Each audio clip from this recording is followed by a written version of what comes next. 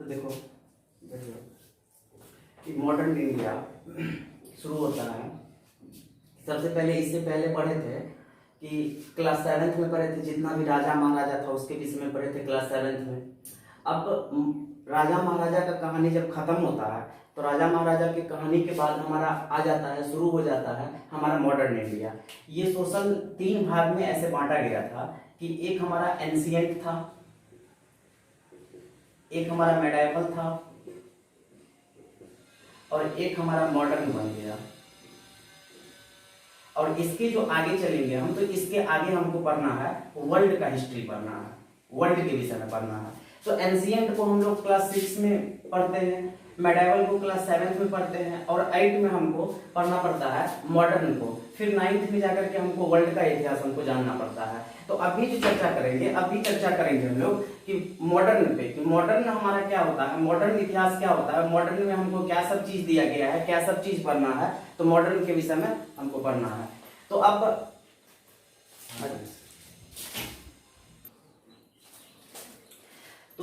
Modern में हमको देखना है कि मॉडर्न में कब से लेकर के कब तक को हम मॉडर्न कहते हैं, मॉडर्न में कहां से लेकर के कहां तक हमको पढ़ना है।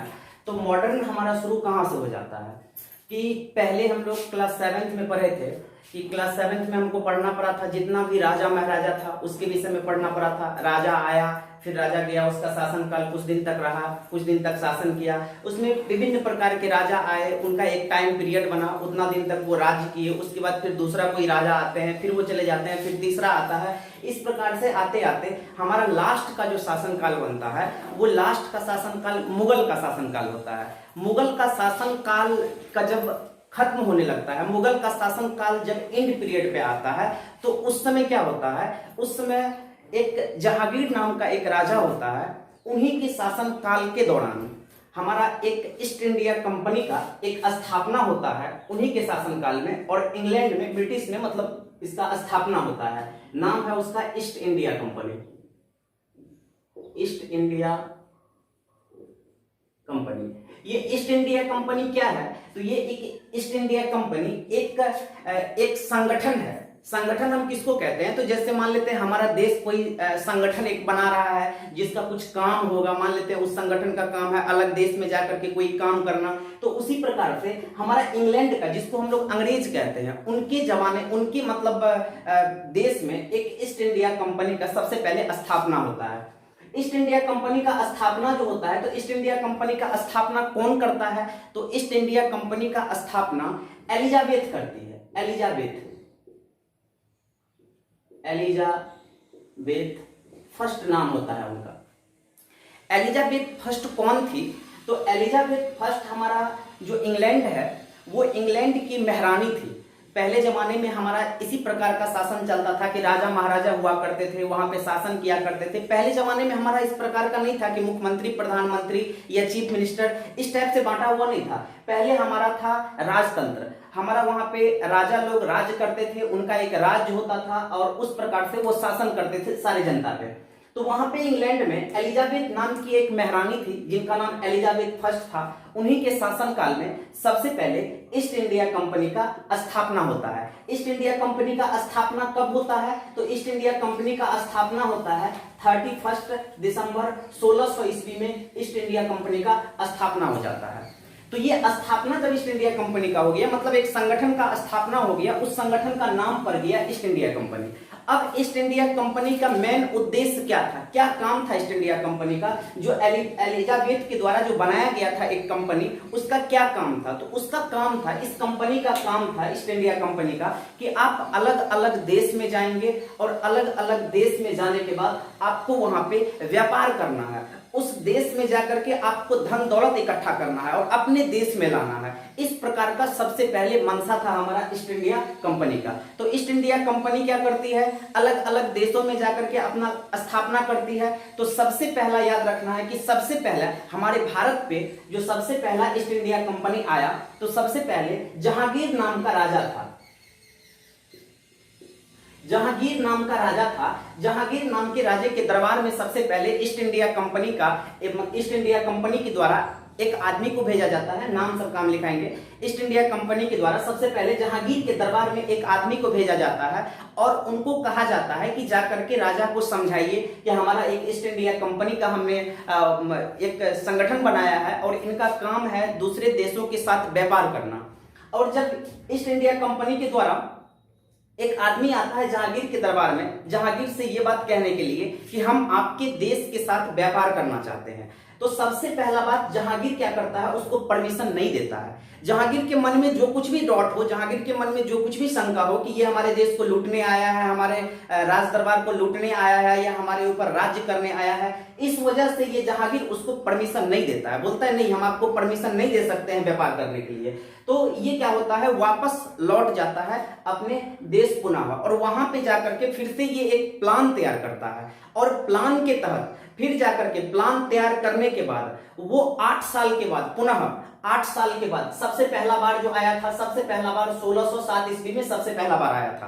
कौन आया था सबसे पहला बार? तो ईस्ट इंडिया कंपनी का जो आदमी आया था जहांगीर के दरबार में, तो सबसे पहले 1607 ईस्वी में वो आया था। उसके बाद फिर वो आता है 1615 ईस्वी में। इस बीच में 8 साल का फर्क है। ये 8 साल तक अपने अंदर एक प्लान तैयार करता है इंग्लैंड में जाकर के कि हमको इंडिया में अगर व्यापार करना है तो हमको परमिशन लेना पड़ेगा। और वो परमिशन लेने के लिए 8 साल तक अपना एक प्लान तैयार करता है और प्लान तैयार करने के बाद पुनः वो जहांगीर के दरबार में ही 1615 ईस्वी में फिर से आता है और जहांगीर को इस प्रकार से बात करता है, इस प्रकार से उससे उसको बताता है अपना जो भी बिजनेस का प्लान होता है कि जहांगीर इनके बातों को मान जाता है। जहांगीर को लगता है कि नहीं, ये जो कह रहा है वो बात सही है, मुझे व्यापार करना चाहिए इनके साथ, और फिर से ये व्यापार करने के लिए राजी हो जाता है। और सबसे पहला बार 1615 ईस्वी में इनको व्यापारिक छूट प्राप्त हो जाता है कि व्यापार करने का इनको छूट प्राप्त हो जाता है। अब इनको जब व्यापार करने का छूट प्राप्त हो गया तो अब ये क्या करेगा, इंडिया में आकर के अपना व्यापार का अपना फैलाव करेगा, पूरा अपने व्यापार को बढ़ाएगा। व्यापार क्या होता है कि जो चीज व्यापार, जैसे आदमी को देखते हैं अलग अलग प्रकार का व्यापार करता है, कोई कपड़ा का व्यापार करता है, कोई साग सब्जी का व्यापार करता है, कोई किसी चीज का। इसी प्रकार से उस समय भी व्यापार था हमारा। पहले हमारे इंडिया में, हमारे भारत में सबसे पहले चाय का बहुत बड़ा बागान लगता था। आज भी लगता है, आज भी होता है, लेकिन उस समय चाय का बहुत बड़ा जो माना जाता है उत्पादक, वो हमारा देश था कि चाय का उत्पादक बहुत ज्यादा होता था। या और भी विभिन्न प्रकार का चीज था। हमारे देश को सोना का चिड़िया भी कहा जाता है क्योंकि हमारे यहाँ उस प्रकार की धातु यहाँ पे मौजूद थी, उस प्रकार का मेटल, सोना जैसे गोल्ड हो गया, सिल्वर हो गया, इस प्रकार का ढेर धातु हमारे पास मौजूद था। तो मेन मकसद उन लोगों का था, मेन मकसद ईस्ट इंडिया कंपनी का था कि जहां पे जिस देश में हम जाए उस देश का, हम उस देश को लूटे, उस देश में जो धन दौलत या महंगा कोई चीज है, महंगा कोई धातु है या कुछ इस प्रकार से है, उसको हम लूट करके अपने देश ले आए। उसके बाद उससे हम व्यापार करके हम उससे सस्ता दामों पे सामान खरीदे और उसी सामान को, उसी आदमी को हम महंगा दाम पे सामान बेचे। तो ये काम सबसे पहले ईस्ट इंडिया कंपनी का था। जब ईस्ट इंडिया कंपनी को परमिशन मिल जाती है व्यापार करने के लिए जहांगीर से, तो परमिशन का एक बॉन्ड पेपर तैयार होता है, एक बॉन्ड बनता है। बॉन्ड क्या होता है कि जिसको हम कहते हैं कि हम लोग आज भी किसी को पैसा देते हैं या कुछ करते हैं तो आज भी हम लोग क्या करते हैं, एक शपथ पत्र बनाते हैं जिसमें कि लिखा हुआ रहता है कि हाँ, आपसे हम इतना पैसा ले रहे हैं या आपके साथ मेरा ये वादा हुआ है। उसी प्रकार से ईस्ट इंडिया कंपनी ने भी क्या किया, जहांगीर के साथ तो वो एक शपथ पत्र बनाया, एक वादा किया उसके साथ। और वादा में ये बात लिखा हुआ था, ये सारा बात लिखा हुआ था वादा में कि आपको व्यापार करना है, व्यापार का इतना % आपको राजा को देना है। व्यापार जो करेगा तो व्यापार से जितना भी उसको बेनिफिट होता, उस बेनिफिट का कुछ हिस्सा राजा के दरबार में जाता था। और ये सब बात जितना भी उस शपथ पत्र में लिखा हुआ था वो सारा बात लिख करके, प्लस इसको ये बात भी कहा गया था कि अगर आपके साथ मेरा व्यापार अच्छा रहा, कि अच्छा व्यापार रहा तो आगे भी आपको व्यापार करने की परमिशन दी जाएगी। लेकिन सबसे पहला परमिशन जो इसको मिलता है व्यापार करने का, कुछ समय तक के लिए मिलता है। कुछ समय कहने का मतलब 10 साल के लिए इसको व्यापार करने का परमिशन देता है और कहता है कि अगर व्यापार अच्छा रहा आपका तो आगे भी आपके साथ व्यापार किया जाएगा। और व्यापार करने का ये परमिशन मिल जाता है। फिर से ये जहांगीर के दरबार से ये ईस्ट इंडिया कंपनी के जो आदमी आते हैं वो आदमी चले जाते हैं वापस लौट करके, और पूरी तरह से तैयारी करके अब वो इंडिया में प्रवेश करेगा और इंडिया में क्या करेगा, इंडिया के साथ व्यापार करेगा। अब हम लोग देखेंगे कि वो इंडिया में जब उसको परमिशन मिल जाता है व्यापार करने का, अब वो इंडिया के साथ आता है व्यापार करने के लिए, धीरे धीरे इंडिया के साथ व्यापार भी करता है और इंडिया को पूरी तरह से लूट लेता है, इंडिया को पूरी तरह से अपने कब्ज में कर लेता है। इसलिए हम लोग अंग्रेज का गुलाम बन जाते हैं कुछ दिन के बाद। तो ये अभी नहीं, कुछ समय के बाद एक दो चैप्टर आगे देखेंगे, उसके बाद हम लोग देखेंगे कि कैसे हमारा देश अंग्रेज के गुलाम बन गया। सबसे पहले अब इसमें पॉइंट देखते हैं कि सबसे पहला नाम कि आखिर एलिजाबेथ फर्स्ट में हम लोग जाने कि एलिजाबेथ फर्स्ट कौन थी। तो एलिजाबेथ फर्स्ट हमारे इंग्लैंड की महारानी थी, जो कि सबसे पहले ईस्ट इंडिया कंपनी की ऑर्गेनाइज की थी ईस्ट इंडिया कंपनी को। उसके बाद कब ऑर्गेनाइज हुआ था ईस्ट इंडिया कंपनी, तो 31 दिसंबर 1600 ईस्वी को ऑर्गेनाइज हुआ था ईस्ट इंडिया कंपनी। सबसे पहले किसके राज दरबार में आया था वहां से ईस्ट इंडिया कंपनी का, तो जहांगीर के राज दरबार में आया था। कितना ईस्वी में आया था, 1607 ईस्वी में आया था, जिस समय उसको परमिशन नहीं दिया गया था। उसके बाद फिर से 1615 ईस्वी में आता है, जिस समय उसको परमिशन मिल जाता है, और परमिशन जब मिल जाता है तब ये व्यापार अपना शुरू करता है। इसके आगे का कहानी अब देखते हैं, एक एक पॉइंट इसमें देखते हैं कि एक एक पॉइंट हमारा क्या है। अब लिखते जाना। तो अब यहां पे हम लिख दिए हैं सारा कुछ कि 31 दिसंबर 1600 ईस्वी को एलिजाबेथ फर्स्ट में एक घोषणा पत्र के द्वारा ईस्ट इंडिया कंपनी की स्थापना की। अभी तुरंत हम बताए हैं कि ईस्ट इंडिया कंपनी का स्थापना कैसे हुआ। तो ईस्ट इंडिया कंपनी का स्थापना एलिजाबेथ फर्स्ट कौन थी, तो एलिजाबेथ फर्स्ट महारानी थी, हमारा इंग्लैंड की महारानी थी एलिजाबेथ फर्स्ट। इसके द्वारा सबसे पहले 31 दिसंबर 1600 ईस्वी को ईस्ट इंडिया कंपनी का स्थापना हो जाता है। और स्थापना होता है तो इसका ईस्ट इंडिया कंपनी का क्या काम था, क्यों स्थापना किया गया था, तो इसका मुख्य काम क्या था, इसका मुख्य उद्देश्य था कि भारत सहित जितना भी हमारा एशिया का, दक्षिण पूर्वी एशिया का जितना भी देश है, उस देश में जाकर के व्यापार करना, व्यापार को बढ़ावा देना, व्यापार को और आगे बढ़ाना, उससे बेनिफिट कमाना, ये इसका ईस्ट इंडिया कंपनी का मेन उद्देश्य था, मेन काम था। उसके बाद सबसे पहले जब ईस्ट इंडिया कंपनी बन गया तो सबसे पहले भारत आता है ईस्ट इंडिया कंपनी। कब आता है भारत, तो 1608 ईस्वी में सबसे पहले ईस्ट इंडिया कंपनी भारत आता है। ईस्ट इंडिया कंपनी के द्वारा भेजा जाता है एक आदमी को जो जेम्स फर्स्ट का राजदूत है। राजदूत किसको कहते हैं, एम्बेसडर को।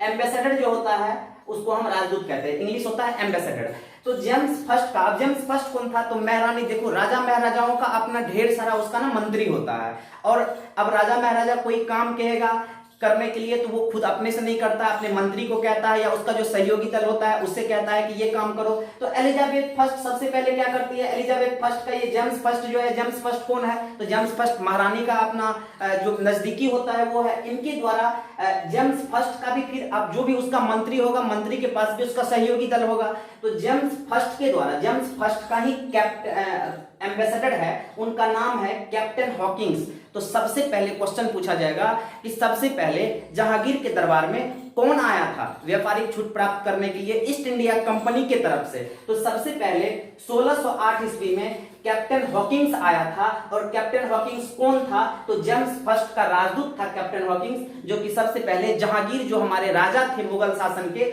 उनके दरबार में पहुंचा था और उनको जाकर के अपना ईस्ट इंडिया कंपनी के विषय में ढेर सारा बात बताई थी कि ईस्ट इंडिया कंपनी क्या है, ईस्ट इंडिया कंपनी का क्या मुख्य उद्देश्य है, ये सारा बात इनको बता करके और इनको बेनिफिट दिखाई थी कि ईस्ट इंडिया कंपनी अगर व्यापार करती है तो आपको भी उसमें बेनिफिट होगा, आपको भी उसमें परसेंटेज दिया जाएगा। और बात ये हुआ, लेकिन जहांगीर को कहीं से ये बात सही नहीं लगा। अब क्यों सही नहीं लगा, वो जहांगीर की मन की बात है कि जहांगीर ने पहला बार क्यों उनको सही नहीं लगा, और जहांगीर क्या करता है, इस बात को अस्वीकार कर देता है। जहांगीर कहता है कि नहीं, हम तुम्हारे साथ व्यापार करना नहीं चाहते हैं। और ये जो है जेम्स फर्स्ट का जो राजदूत है हमारा कैप्टन हॉकिंस को परमिशन नहीं मिलता है और कैप्टन हॉकिंस फिर से वापस अपने देश चले जाता है, एलिजाबेथ फर्स्ट के पास चले जाता है और एलिजाबेथ को जाकर के सारा कहानी कहता है कि जहांगीर ने हमारे साथ व्यापार करने से मना कर दिया। उसके बाद पुनः क्या होता है, तो उसके बाद पुनः ये हमने देखा कि 1608 ईस्वी, अब 1608 ईस्वी के बाद 7 साल तक वो लोग प्लानिंग करता है कि 7 साल तक प्लानिंग करने के दौरान फिर से पुनः क्या करता है, 1615 ईस्वी में, पुनः 1615 ईस्वी में, पुनः 1615 ईस्वी में,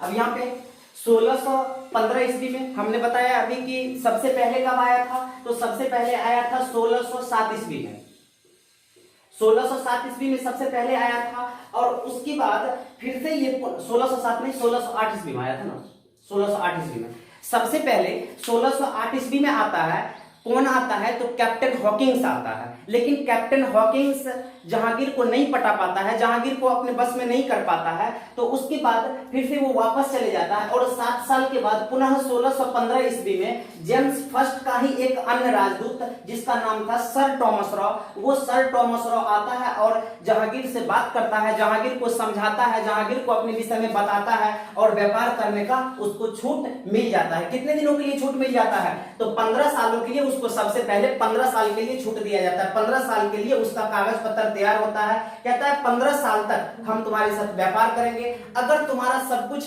ठीक रहा इस क्रम में कि 15 साल तक अगर तुम्हारे साथ हमारा व्यापार का संबंध अच्छा रहा तो आगे भी तुमको व्यापार करने का परमिशन दिया जाएगा, अगर 15 साल तक तुम्हारा व्यापार अच्छा नहीं रहेगा तो हम तुमको व्यापार करने का अनुमति आगे नहीं दे पाएंगे। अब इसके बाद यहां तक तो हमारा पॉइंट हो गया कि आ गया। अब हम देखते हैं कि हमारा अंग्रेज जो है वो मतलब ईस्ट इंडिया कंपनी जो है हमारे भारत में प्रवेश कर चुका है। अब जब भारत में प्रवेश कर जाता है तो ईस्ट इंडिया कंपनी भारत में प्रवेश करने के बाद क्या करता है, इसको यहां पे ध्यान देना है कि कुछ ही व्यापारिक छूट मिला है, कुछ व्यापारिक छूट ही सिर्फ दिया गया है। लेकिन ये ईस्ट इंडिया कंपनी क्या करती है, इसको कुछ छूट मिला था लेकिन ईस्ट इंडिया कंपनी करती क्या है, ढेर सारा व्यापार इंडिया के साथ करना शुरू कर देती है जिसका टैक्स राजा को नहीं पहुंचता था। मान लेते हैं ईस्ट इंडिया कंपनी अफीम का व्यापार करना शुरू कर देती थी लेकिन इसको अफीम का कहीं से कोई अनुमति नहीं था, और भी ढेर सारा नशीली पदार्थ था जिसका ये व्यापार करना शुरू कर दिया जिसका कहीं से इसको परमिशन नहीं मिला था। तो इस प्रकार से जब राजा को पता चलता है ये बात कि हमारा ये जो है जिसको हम परमिशन दिए थे 15 साल का उसको कुछ छूट दिए थे लेकिन जो छूट हमने नहीं भी दिया है उस पे भी वो व्यापार कर रहा है लेकिन वो हमको इसका टैक्स नहीं दे रहा है, तो उसके बाद राजा उसके साथ बगावत करता है, राजा उसके साथ उसको मना करता है कि तुम ऐसा नहीं कर सकते हो।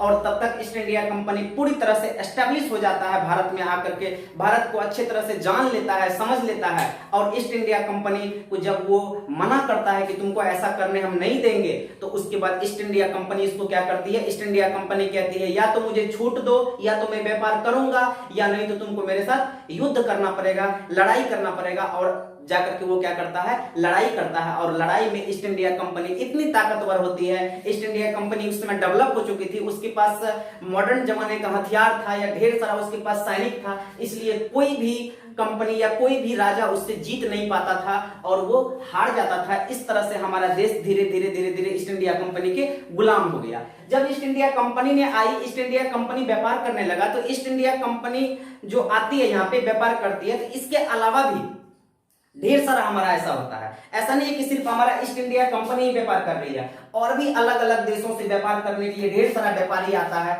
ईस्ट इंडिया कंपनी इसको कहती है कि तुमको व्यापार नहीं करना है, इंडिया के साथ व्यापार नहीं करना है, इंडिया के साथ सिर्फ और सिर्फ हम व्यापार करेंगे। और जो भी व्यापारी इसका बात मानने के लिए तैयार नहीं होता था उस व्यापारी के साथ ये क्या करता था, लड़ाई करना शुरू कर देता था, युद्ध करना शुरू कर देता था कि तुमको या तो मेरे साथ युद्ध करना पड़ेगा या तुमको इंडिया के साथ व्यापार को छोड़ना पड़ेगा। और ये अंग्रेज इतना ज्यादा शक्तिशाली था कि और जो भी व्यापार इसके साथ करता था कोई टिक नहीं पाता था और ये चले जाता था। और इस प्रकार से व्यापार जितना भी अलग अलग देश का व्यापारी था वो अलग अलग देश का व्यापारी खत्म हो गया और सिर्फ शासन बच जाता है किसका, तो ईस्ट इंडिया कंपनी का सिर्फ और सिर्फ हमारे भारत पे